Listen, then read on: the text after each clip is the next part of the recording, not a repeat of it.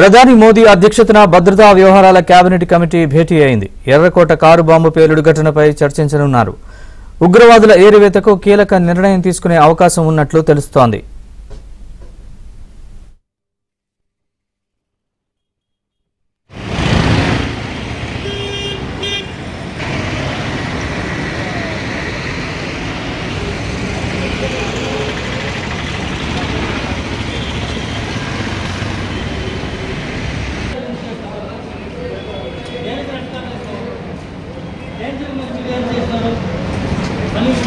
Security గానే జాకే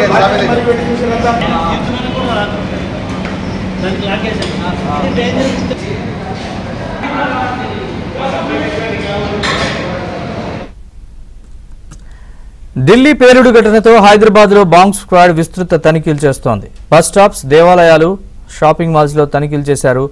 రద్దీ ప్రాంతాల్లో పోలీసులు సోదాలు చేస్తున్నారు.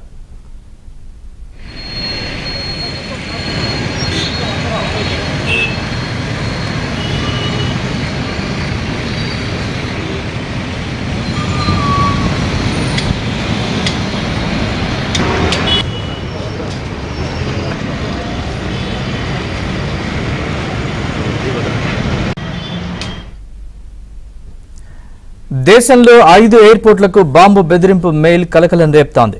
హైదరాబాద్, ఢిల్లీ, ముంబై, చెన్నై, తిరువనంతపురం ఎయిర్పోర్టులు పేల్చేస్తామని మెయిల్ పెట్టారు. దీంతో ఎయిర్పోర్టుల్లో బాంబ్ స్క్వాడ్ తనిఖీలు చేస్తోంది.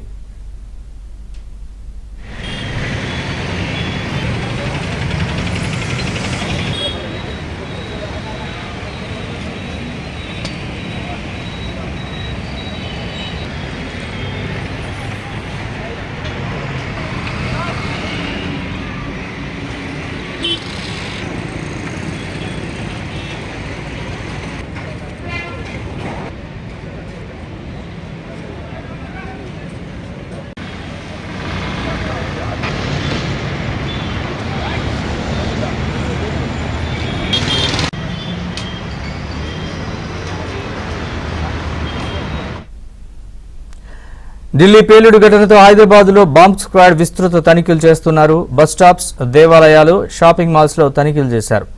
రద్దీ ప్రాంతాల్లో పోలీసులు సోదాలు చేస్తున్నారు.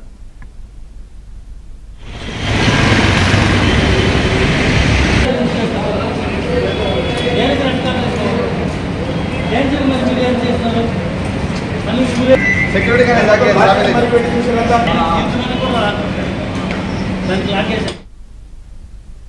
ఇదే అంశానికి సంబంధించిన పూర్తి వివరాలు మా ప్రతినిధి ప్రవీణ్ అడిగి తెలుసుకుందాం. ప్రవీణ్, చెప్పండి.